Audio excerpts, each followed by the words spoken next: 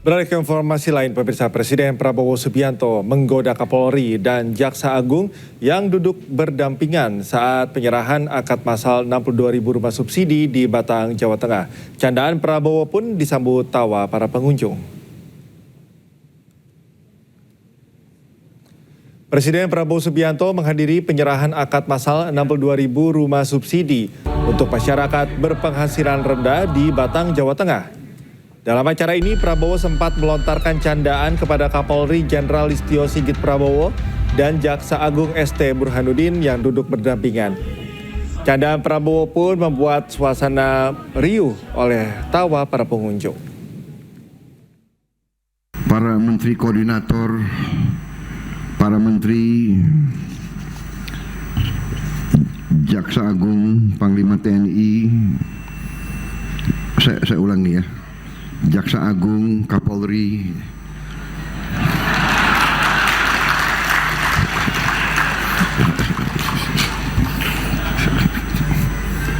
selalu berdekatan. Pemirsa, label Londo Ireng yang dilontarkan Presiden saat pidato di Puncak Harlah PKB menuai polemik. Penasihat khusus Presiden bidang komunikasi Hasan Nasbi membantah narasi yang disebut menjudutkan profesi. Namun ex-Menko Polhukam Mahfud MD mengatakan mengibaratkan jurnalis, pengamat, dan LSM sebagai Londo Ireng adalah hal yang sangat menyakitkan. Itu yang dulu kita sebut Londo Ireng. Pernyataan Presiden Prabowo yang menyebut Londo Ireng menuai kritik banyak pihak. Presiden mengibaratkan jurnalis, pengamat, dan LSM yang kerap mengkritik kebijakannya sebagai Londo Ireng yang dinilai lebih menyuarakan kepentingan asing. Pernyataan ini dilontarkan saat pidato di puncak hari lahir ke-28 Partai Kebangkitan Bangsa Kamis 23 Juli. Penasihat khusus Presiden bidang komunikasi Hasan Nasbi membantah narasi yang menyebutkan bahwa pemerintah menyudutkan seluruh jurnalis, pengamat, dan LSM. Pesan merujuk pada oknum tertentu yang memanfaatkan profesi demi kepentingan pihak asing. Itu pernyataan Presiden menurut saya lugas dan terang benderang. Tapi banyak di antara kita yang ingin memaksakan jalan satu arah menjadi jalan dua arah, sehingga melakukan kontraflow. Kontraflow yang dilakukan adalah bahwa semua LSM, semua pengamat, semua jurnalis adalah antek asing. Nah, ini yang menurut saya agak maksa. Mantan Menteri Koordinator Bidang Politik, Hukum, dan Keamanan Mahfud MD mengatakan pengibaratan Londo Ireng untuk pengkritik adalah hal yang sangat menyakitkan. Ireng itu antek asing, karena anteknya Belanda kan. Iya. Kalau sekarang konteksnya antek asing. Nah, sementara kita ini yang ngeritik-ngeritik nggak pernah hubungan dengan asing. Yang berhubungan dengan asing kan pemerintah. Iya kan? Kalau kita mana tahu asing mah didengar aja enggak sama orang asing. Itulah apalagi berhubungan. Dan oleh sebab itu tuh sangat menyakitkan. Sehingga ya pidato-pidato spontan nampaknya bergurau dari Pak Prabowo itu ya saya kira ya perlu dikritik lagi gitu. Mari dong kalau mau berkritik. Ini bukan Londo Ireng, ini orang yang cinta kepada bangsanya untuk meluruskan dan memberi solusi, bukan hanya jelek gitu. Istilah Londo Ireng atau berarti Belanda hitam merujuk pada pribumi yang dibayar untuk berkhianat pada bangsa sendiri, membela dan menjadi mata-mata Belanda di era penjajahan Belanda. Frasa Londo Ireng yang disematkan kepada wartawan dinilai sangat kontradiktif sehingga berujung pada aksi unjuk rasa di beberapa wilayah di Indonesia. Tim Liputan iNews melaporkan.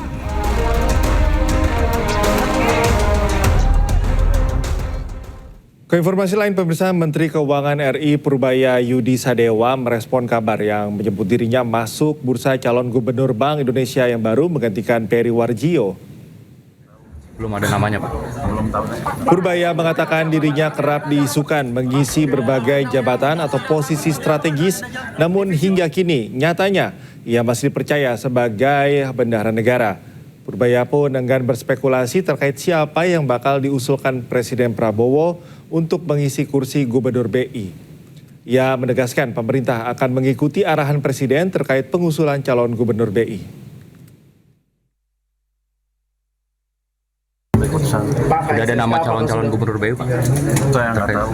Belum ada namanya, Pak? Belum tahu. Kalau dari Pak Bulga ada rekomendasi nggak? Rekomendasi.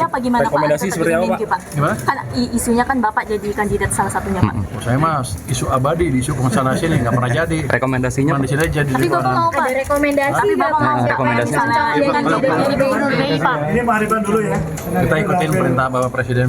Perintahnya Belum ada perintah. Pemirsa, di tengah gejolak geopolitik di Timur Tengah, Menteri SDM Bahlil Lahadalia menegaskan tidak ada kenaikan harga bahan bakar minyak subsidi dan gas subsidi. Dijumpai di Istana Kepresidenan pada hari Selasa, Bahlil juga pastikan stok BBM yang dimiliki Indonesia di atas standar. Tentang geopolitik, peperangan yang ada di Timur Tengah yang belum selesai, tapi kami menyampaikan bahwa untuk stok BBM kita dan crude, insya Allah di atas standar minimum nasional termasuk kondisi LPG. Namun harganya masih naik turun, di harga global juga demikian. Tapi kami dapat memastikan bahwa untuk harga BBM subsidi tidak ada kenaikan sesuai dengan apa yang sudah diputuskan seperti sekarang. Jadi tidak ada kenaikan untuk BBM subsidi, termasuk dalamnya adalah LPG subsidi.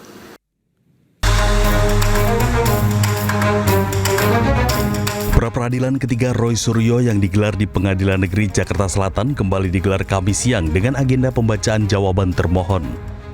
Pihak termohon Polda Metro Jaya meminta hakim menolak permohonan ganti rugi oleh Roy Suryo. Alasannya, tidak sahnya penangkapan dan penahanan Roy Suryo tidak otomatis membuatnya berhak memperoleh ganti rugi. Menurut termohon, Roy Suryo tetap wajib membuktikan kerugian tersebut. Sementara itu, Roy Suryo menyebut kerugian yang dialami Roy Suryo terdiri dari kerugian material dan imaterial. Nilai kerugian tersebut turut memperhitungkan hilangnya kesempatan Roy Suryo untuk menjalankan aktivitas produktif selama 4 hari penangkapan dan penahanan. Yang paling penting adalah kenapa imaterialnya itu memang 100 juta. Sebenarnya itu ada plafon tertinggi yang kemudian dipersyaratkan oleh undang-undang dari 500.000 sampai 100. Kalau teman-teman lihat yang waktu itu menjadi bukti yang kita putarkan pada saat sidang pra-peradilan pertama, itu luar biasa ya. Jadi saya bisa menceritakan kejadian sesungguhnya begini. Pada hari Kamis atau sehari sebelum itu kami itu baru pulang dari Bandung. Dan sejujurnya, ini benar sejujurnya, hari Jumat siang tuh saya ada 2 undangan. Ya gitu, di 2 podcast ya gitu. Sabtunya saya tuh mau keluar kota. Ya, Sabtu tuh mau keluar kota karena ada permintaan konsultasi teknis ya. Ini nggak ada hubungannya dengan kasus ijazah, tapi konsultasi teknis. Karena saya biasa memberikan konsultasi di luar kota. Dan teman-teman kalau bisa lihat rate-nya itu ya mungkin akan bisa tahu lah rate seorang konsultan kemudian keluar kota berapa ya gitu. Tentu tidak keluar negeri. Saya tidak bisa melakukan keluar negeri, itu kerugian bagi saya karena saya masih dicekal. Dan itu saya bocorkan dikit. Soal pencekalan itu, ya mungkin itu akan kami permasalahkan juga. Kemana? Nanti kita tunggu saja tanggal mainnya. Sementara itu, tim kuasa hukum termohon Polda Metro Jaya gugatan ganti rugi yang diajukan oleh Roy Suryo tidak berdasar dan pembuktiannya tak memadai. Dari Jakarta, tim liputan iNews melaporkan. Pemirsa, Polda Metro Jaya menilai gugatan ganti rugi yang diajukan Roy Suryo lewat pra-peradilan tak memiliki dasar hukum. Gugatan tersebut dianggap hanya berdasar pada penilaian sepihak dan tak objektif.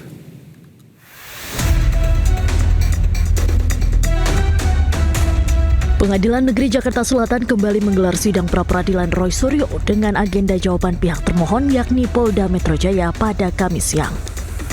Dalam sidang kali ini, Polda Metro Jaya menilai gugatan ganti rugi sebesar 206 juta rupiah yang diajukan Roy Suryo lewat pra-peradilan tidak memiliki dasar hukum dan pembuktian yang memadai.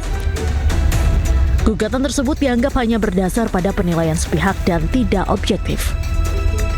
Atas dasar itu, Polda Metro Jaya meminta hakim menolak seluruh permohonan ganti kerugian yang diajukan oleh Roy Suryo. Tuntutan ganti kerugian pemohon tidak beralasan menurut hukum bahwa tuntutan ganti kerugian sebesar 206 juta rupiah yang diajukan pemohon tidak mempunyai dasar hukum dan dasar pembuktian yang memadai.